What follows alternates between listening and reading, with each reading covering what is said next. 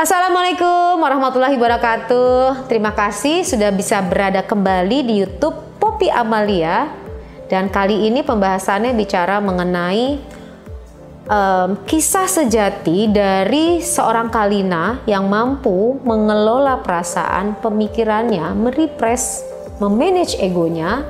Bagaimana sebagai seorang ibu, walaupun terjadi perpisahan, tapi masih bisa optimal mengurusi anaknya, mendidik anaknya tanpa ada skat, dan Aska masih bisa mengalami perasaan yang luar biasa bahagianya tanpa merasakan ada hal yang negatif dari perpisahan itu sendiri.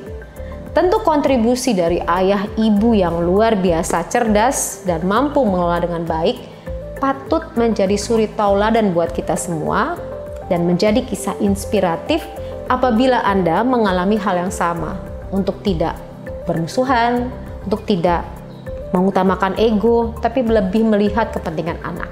Yuk kita segera mendengarkan penuturan dari Kalina sekarang. Tapi sebelumnya, saya tunggu dulu like, subscribe, and share. Sekarang. 1, 2, 3. Terima kasih untuk like, subscribe, and share-nya. Segera kita masuk penjelasan kisah sejati dari Kalina.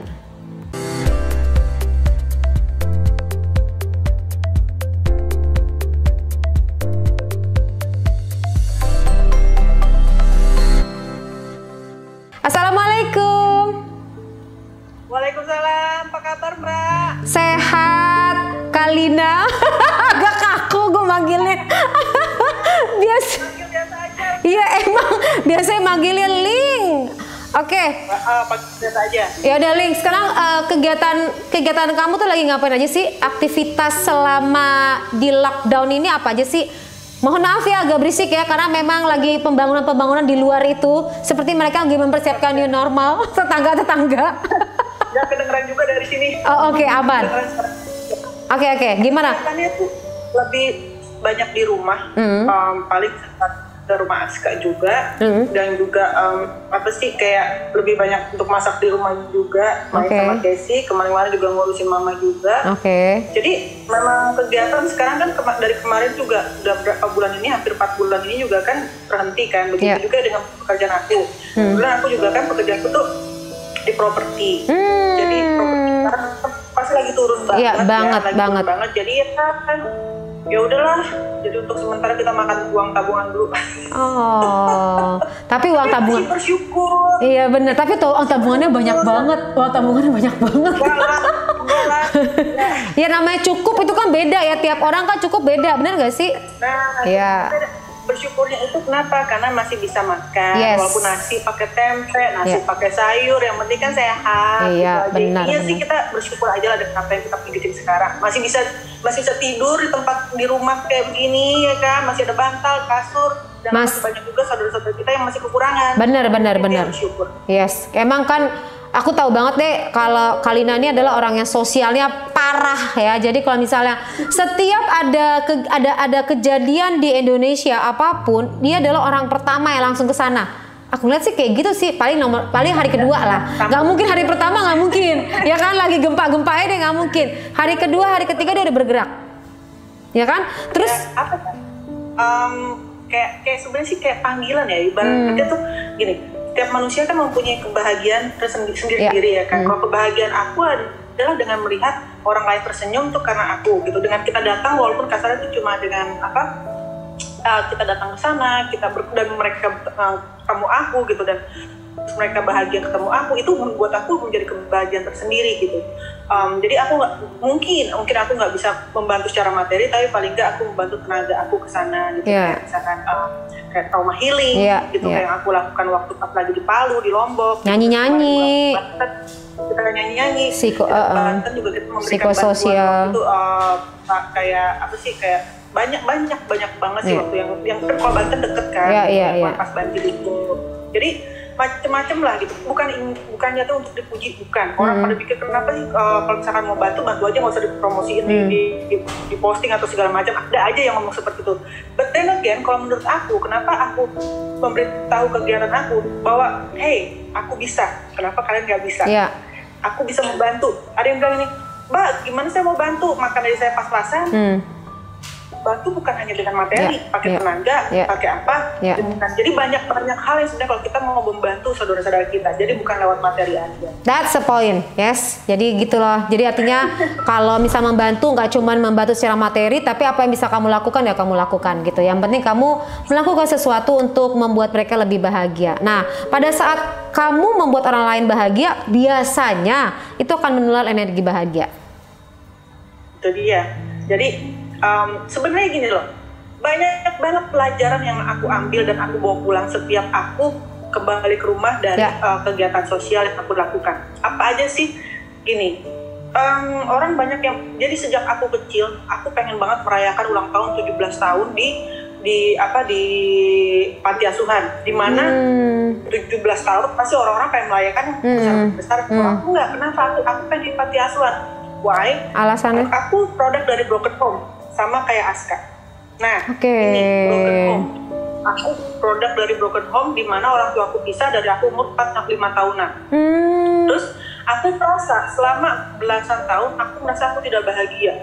Why my mom and my dad get divorced, sedangkan aku melihat teman-teman aku bahagia sama orang tuanya, apalah aku mikir kayak gitu. Sampai aku berpikir sebenarnya kita bisa mencari kebahagiaan di luar, bukan hanya kita mengharapkan kebahagiaan dalam keluarga. I mean, bukan berarti di rumah kita kebahagiaan atau enggak ya. Jadi mereka tidak tahu siapa keluarganya, mereka tidak tahu siapa ibunya, mereka tidak tahu siapa bapaknya. Mereka yang mereka tahu, mereka udah besar adanya di panti asuhan. Kadang-kadang ada yang mengadopsi, ada juga yang tinggal sampai besar di situ. Mereka bahagia kok. Mereka bisa ketawa, mereka bisa senyum, mereka bisa bermain dengan saudara-saudaranya di situ. Kenapa aku nggak bisa? Kenapa aku nggak bisa ketawa sedangkan aku tuh masih bisa sekolah, merasakan sekolah dan merasakan uang jajan dari papa aku atau dari mama aku. Tapi kenapa aku tidak bahagia, malah mengharapkan sesuatu yang mungkin yang saat itu aku mungkin bisa balik lagi. Itu yang aku ada berpikir bahwa kita bisa mencari kebahagiaan di mana aja. Itu bukan kebahagiaan dalam arti kita harus tanda kutip ya gitu. Kayak gitu. Aku masih punya banyak teman sampai akhirnya itu terjadi sampai saat ini. Saat ini juga aku pikir kayak aku ngerasa gini, aku bercerai dengan papanya Aska. Dan aku merasa aku sedih, aku merasa perpisahan dengan orang yang aku sayang gitu. Tapi balik lagi, apakah kesedihan itu harus selalu saya ratapi terus gitu? Dan kan di luar sana ada orang bukan hanya merasakan perpisahan bercerai, tapi perpisahan tinggal pergi sama keluarganya, istri, anak, apa yang mereka tuh saat itu tertimpa gempa atau apa. Berpisahnya karena kematian ya? Berpisahnya karena kematian. Nah, kenapa aku harus merasa kayak orang paling terpuruk di dunia banget gitu? Jadi akhirnya ya udah mencari kebahagiaan dengan cara membuat orang lain bahagia dan melihat mereka tersenyum, itu yang membuat aku bahagia. Oke, nah itu kan gak semua orang bisa mendapatkan hal tersebut ya. Berarti kan biasanya kalau orang masa kecil dia punya pengalaman yang negatif terhadap namanya broken home atau perceraian, jadi anak yang broken home, khawatirnya dia akan membentuk yang sama gitu kan, tidak berusaha memperbaiki. Nah, kalau kamu nih beda gitu loh, pengalaman kamu tidak mau terjadi buat Aska, bener nggak? Nah, siapa yang mau namanya perpisahan dari sebuah pernikahan? Tapi it's happened to you gitu kan. Pada saat kamu berpisah dengan mantan suami kamu, nah ada seorang anak di sini Aska, bener kan? Nah, bagaimana sih caranya kamu bisa mengelola pikiran, perasaan, memanage ego hingga memiliki komunikasi yang baik? Kenapa? Kita semua tahu deh, benar gak sih, netizen pasti semua tahu deh, Aska adalah anak yang berprestasi luar biasa gitu loh. Aku tahu banget deh bagaimana dia bisa fight, berjuang dari katanya kalau nggak salah dia disleksia, benar gak?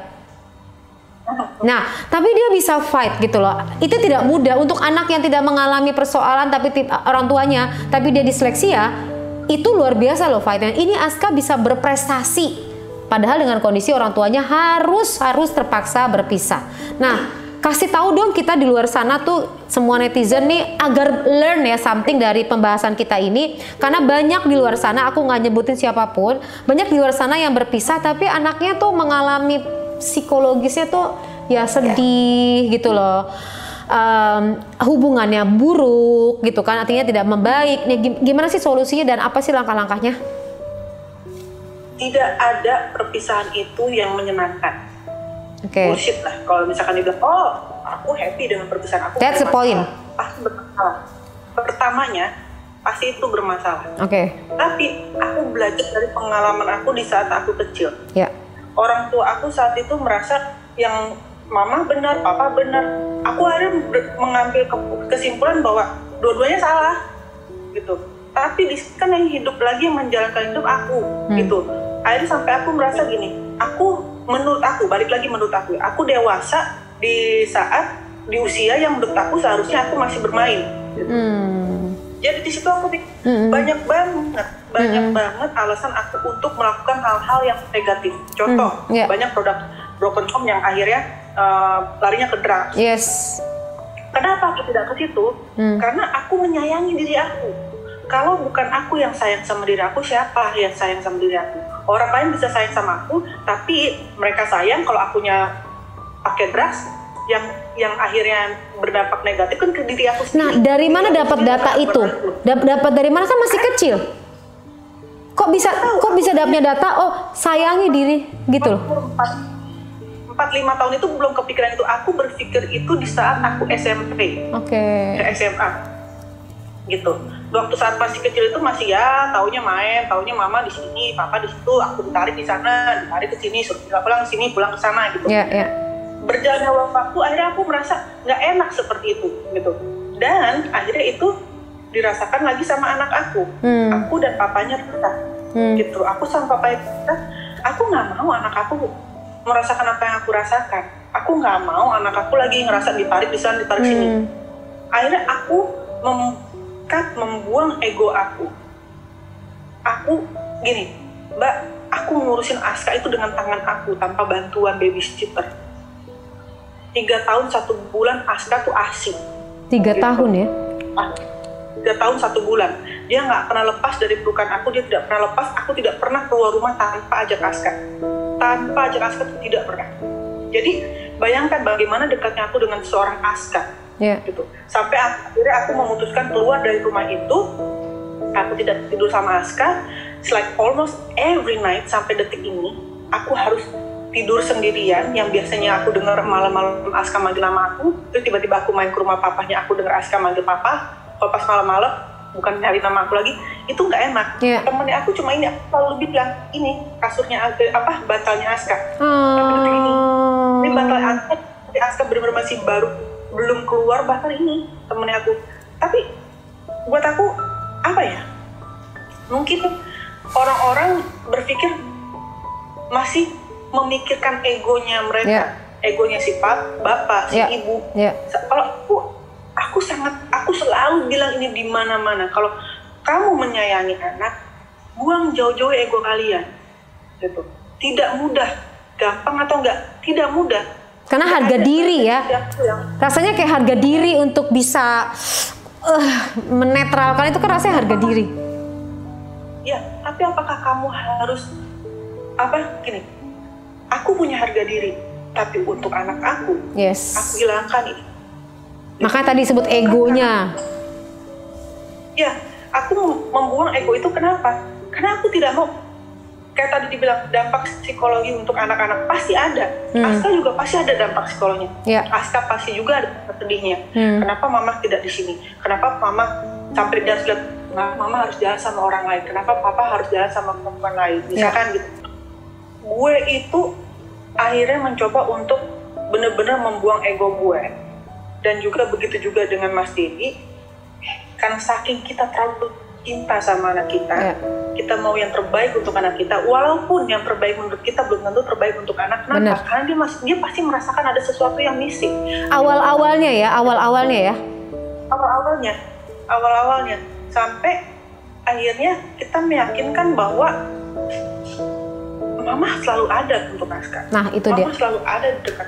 Itu poin banget tuh. Dan benar-benar dan papanya Aska tidak pernah melarang aku untuk datang kapanpun.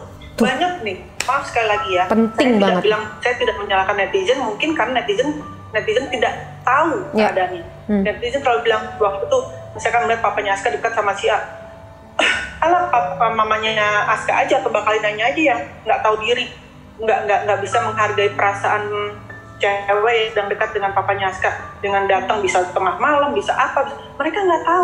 Saya datang sana bukan untuk bapaknya, saya datang untuk anak saya. Bener. Anak saya nggak bisa ajak keluar. Kenapa saya nggak bisa ajak keluar? Anak saya itu anak rumahan. Anak saya nggak suka diajak keluar rumah itu, dia terlalu nyaman dengan rumah itu. Jadi mau tidak mau saya datang ke sana untuk datang menemui anak saya. Balik lagi harus digarisbawahi bukan untuk bapaknya. Saya menganggap bapaknya itu, saya sayang sama Dedi, sampai detik ini saya sayang sama dia. Saya sayang sama, saya mencintai beliau, tapi udah di luar konteks dari suami istri. Saya menyayangi dia sebagai kakak saya, saya mencintai dia sebagai sahabat saya. Itu. Jadi kalau netizen bilang sana kayak saya cuma pengen temuin papanya aja, itu cuma buat apalah kode biar saya deket sama papanya. No, enggak. Saya garis bawahi tidak ada lagi rasa untuk kepingin kembali lagi bersama dia, nggak ada. Saya sudah amat-amat dengan keadaan seperti ini. Keadaan yang saya buat dengan Mas I yang tidak mudah, sampai akhirnya kita benar-benar seperti keluarga. Dan saya pun juga dekat sama Sabrina. Saya menganggap dia sudah seperti adik saya. Karena di sini Sabrina bisa nerima. Iya. Nah, balik lagi, apakah Aska bisa langsung menerima Sabrina? Enggak juga. Papanya juga menerangkan siapa Sabrina. Saya juga memberitahu Bapak Sabrina ini siapa, gitu. Dan saya sama Mas Dedi kita tidak pernah memaksakan, kita bikin rules. Mas Dedi bilang kalau suatu saat saya punya suami, Mas Dedi punya istri, atau kita sama-sama punya pasangan, tidak ada yang memanggil pasangan kita itu, anak kita memanggil pasangan kita itu mama atau papa. Kenapa? Karena mamanya itu tetap saya, papanya tetap dia, gitu. Aska manggil siapa? Manggil apa? Terserah Aska manggil apa. Dan yang saya selalu dari seorang Sabrina, dia menempatkan dirinya bukan untuk menjadi pengganti ibu untuk Aska, tapi dia masuk sebagai kakak, sahabat untuk anak saya, gitu. Jadi dia merangkul Aska sebagai adik, bukan mengambil Aska untuk menjadi anaknya. Nah itu poinnya ya. Hargai dari Sabrina, gitu. Karena anak itu pasti kan mikir gini, kalau misalkan ada yang masuk ke dalam hidup dia lagi, terus dia tahu bahwa ini bakal jadi bapak tiri atau dia ini akan jadi ibu tiri gue, terus udah gitu ibu tiri gue banyak ngatur begini, dia nggak nyaman. Jangan ibu kandung gue aja dan nggak begitu, nggak bisa, tidak ada. Jangankan anak kecil, kita yang sudah besar aja tidak bisa dipaksakan. Kita tidak bisa memaksakan kehendak kita terhadap anak kita. Why? Kamu kan psikolog. Jika kita dipaksakan, apalagi anak kecil, itu dampaknya tuh bukan cuma 1-2 tahun, tapi panjang sampai dia besar. Dia jadi masuk, dia jadi mundur, dia jadi tertutup, nggak mau dia open. Dan dampaknya bukan hanya di hubungan dia sama pasangannya si bapak atau si ibu itu aja, tapi ke yang lain. Apalagi teenager ya. Itu dia akan apa?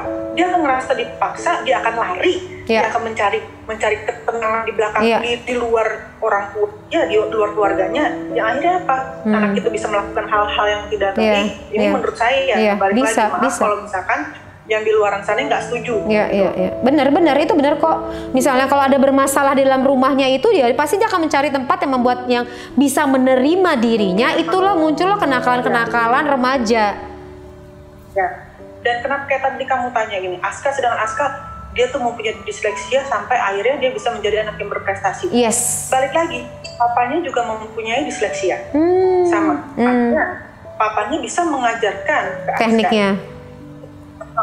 Yang apa yang harus dipelajari anak yang bermasalah disleksia itu, sampai akhirnya Aska bisa menjadi seperti sekarang. Bisa Aska lulus siswa terbaik saat dia lulus sekolahnya SD-nya, saya ada di situ. Benar. Ada di situ. Semua kita terharu kok ngelihatnya. Kita terharu loh semua yang ngelihatnya. Kok bisa ya mereka itu berdamai kayak gak ada apa-apa dan menghadiri itu kan prestasi award buat anaknya, dan itu orang tuanya lengkap. Amazing, tau gak sih? Gak ada yang ribut. Dan Sabrina ada di situ juga. Saya duduk berdampingan dengan Mas Dedi. Sabrina duduk agak berjauhan. Ih, luar Dan biasa. saat saya merasa gini, ada kebanggaan tersendiri saya sebagai orang tua terhadap anak saya gitu. Sampai saya minta izin sama Sabrina, saya bilang, saya boleh nggak saya peluk Dedi? Peluk dalam arti bukan apa-apa, karena saya ngerasa, well, kita orang yang kita sudah gagal deh, kasarnya ya, gagal rumah tangga. Tapi kita nggak gagal dalam mendidik anak. Aska. Dan saya cuma berterima kasih. Dan Sabrina, Mbak, saya peluk Dedi, saya bisikin dia terima kasih. Karena kamu, Aska tinggal sama kamu. Dan sekarang anak kita sekarang ada di situ sebagai siswa terbaik. Jadi saya berterima kasih sama Mas Dedi gitu. Walaupun gini, di luar dari masalah apapun saya dengan papanya Aska, di luar apapun masalah yang terjadi penyebab perceraian sama saya sama papanya Aska, anak itu nggak perlu kita kasih tahu. Yang bencian aja bapak sama ibunya, yang berantem aja bapak sama ibunya, tidak perlu kita pertontonkan, kita perlihatkan di depan anak, apalagi di muka umum. Kalau saya nggak suka sama papanya Aska, saya bilang langsung ke dia. Apa yang saya nggak suka dari cara dia didik papanya, cara didik papanya ke anaknya, saya bilang sama dia, saya komplain langsung ke dia. Bukan saya langsung ngomong atau apapun itu di depan anaknya. Saya tidak mau anak saya mengetahui kejelekan bapaknya. Saya mau anak saya melihat bahwa bapaknya adalah sosok yang yang bisa dia tiru. Yang baik-baiknya ya, gitu loh. Begitu juga Mas Dedi tidak pernah menjelekan saya depan anak saya. Dia taunya, yang dia tahu ibunya adalah ibu yang baik, gitu. Dia sendiri yang menilai saya. Sampai Aska pernah bilang, Aska pernah waktu itu bilang dia benci sama saya. Itu saya luar biasa tampar tengah hari bolong. Kenapa? Dia merasa saya meninggalkan dia. Padahal anak saya itu tidak tahu alasan kenapa saya meninggalkan anak saya. Nah, itu jadi pertanyaan dong. Iya. Jadi pertanyaan buat anak, alasannya apa? Karena tidak tahu alasannya apa. Iya. Saat itu Aska merasa ini mama gue meninggalkan rumah, ninggalin gue, gitu. Padahal saat itu sebenarnya saya berpikir saya mau menjelaskan dia di saat dia sudah remaja lah, nggak usah umur 17 tahun, palingnya sudah kayak umur sekarang. Tapi itu dia bilang itu saat dia umur 9 atau 10 tahunan, gitu. Nah, akhirnya mau nggak mau saya jelaskan ke dia. Aska tahu mama sama papa udah nggak sama-sama lagi. Mama harus keluar dari rumah ini. Bukan karena mama mau pisah sama Aska, tapi memang mama harus keluar dari sini karena mama udah bukan lagi istri papa Aska. Saya menjelaskan sesuatu yang sebenarnya tidak bisa dijelaskan ke anak usia seperti itu, tapi saya percaya anak saya mengerti, gitu loh. Dia bilang, I hate you, Mom. I hate you karena mama ninggalin waktu Aska masih adik bayi. Menurut dia kalau anak kecil tuh adik bayi, gitu loh.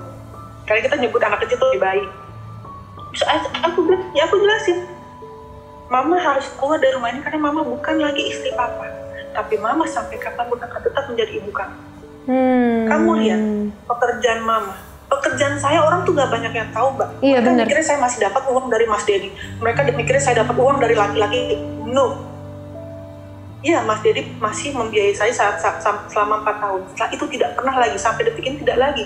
Apakah saya pernah dapatin uang dari laki-laki? Tidak, saya garis bawah tidak. Saya bekerja, saya bangun rumah, saya jual rumah, saya pindah lagi. Saya harus setiap tahun saya harus pindah ke sana, saya harus pindah ke sini. Kenapa? Karena saya harus menghidupi diri saya. Kenapa saya bilang diri saya dan ibu saya? Karena anak saya sudah ada papanya, dan saya berterima kasih banget sama Mas Dedi, saya sudah memenuhi semuanya. Dan orang berpikir saat itu menjudge saya, Kalina keluar dari rumah karena dia mau bebas. Saya garis bawahi lagi, saya tidak mau bebas. Saya keluar dari rumah itu karena saya harus. Gitu. Setelah keluar dari rumah, kenapa saya tidak mengajak anak saya? Ya, banyak orang bertanya itu. Jadi, orang banyak yang bilang, kenapa anak nggak diajak? Kan anak kecil harus ikut ibu. Sama ibunya. Ya. Harus ikut sama ibu, ya kan? Ini kenapa saya nggak ajak anak saya? Saya kalau punya uang banyak banget saat itu yang bisa harus menghidupi anak saya pasti akan nggak usah keluar banyak uang deh. Saya punya income. Saya nggak kerja, Mbak. 12 tahun saya sama Mas Dedi. Saya nggak kerja, dalam arti nggak ada kerjaan dari luar. Saya cuma kerja sama Mas Dedi sebagai asistennya dia saat itu. Dan orang nggak banyak yang tahu itu. saya harus mulai dari nol saat saya keluar dari rumah itu. Saya harus mencari uang yang saya nggak tahu di usia saya 33 tahun, saya harus bekerja apa, link saya nggak punya. Saya nggak pernah bekerja selama 12 tahun yang benar-benar bekerja, saya tahunya cuma dapat uang dari suami. 4 tahun, saya pacaran sama Dedi 8 tahun, saya rumah tangga sama dia. Saya nggak tahu mau ke kemana, saya nggak pernah bergaul Mbak selama 12 tahun, benar-benar tidak pernah bergaul. Yang akhirnya, saya memutuskan, saya menitipkan anak saya sama Mas Dedi. Saya menitipkan orang yang menurut saya paling benar, itu bapak kandungnya dia sendiri. Saya tidak mau anak saya itu merasakan apa yang saya rasakan, harus ditarik di sini, ditarik ke sana. Terus nanti kalau misalkan saya sendiri, bawa diri saya sendiri, ternyata saya gagal tidak bisa mencari uang, kasarnya Mbak, saya bisa datang ke rumah Mbak, ketok pintu kamar di rumah Mbak, gue numpang di rumah lu ya untuk 1 minggu misalkan, karena nggak punya uang, mau terima aku kayak pasti mau terima kan, cuma tinggal kasih makan nasi pakai garam lah kasarnya itu mungkin bisa. Tapi kalau saya nggak ada anak saya, bagaimana? Ini anak perlu makan, ini anak perlu sekolah, ini anak perlu bayaran sekolah, ini anak perlu ini itu. Dan saya tidak mau mengambil apa yang sudah dimiliki sama anak saya saat itu. Saya merasakan itu. Saya merasakan di mana saya harus ke rumah papa saya, di mana saya harus balik lagi ke rumah mama saya. Di mana saya harus merasakan ketidaknyamanan yang saya rasakan saat saya kecil di rumah papa saya. Gitu. Jadi itu sekarang, nah itu pada saat itu mengesampingkan perasaan sebagai seorang ibu yang harus dekat sama anak demi anak ya? Ya, ini saya cerita sekarang kenapa biasanya saya tuh selalu nangis karena saya mikir gini, kalau saya nangis nanti dibilang lagi, begini lagi, ini begini lagi. Dari tadi saya nahan untuk nangis, cuma satu-satunya cara yang bisa membuat saya nangis itu sebenarnya Aska. Tapi sekarang saya bercerita, saya nggak mau lagi orang tuh nanti berpikir kalau saya tuh mencari perhatian dari publik cuma karena cerita kesedihan saya gitu.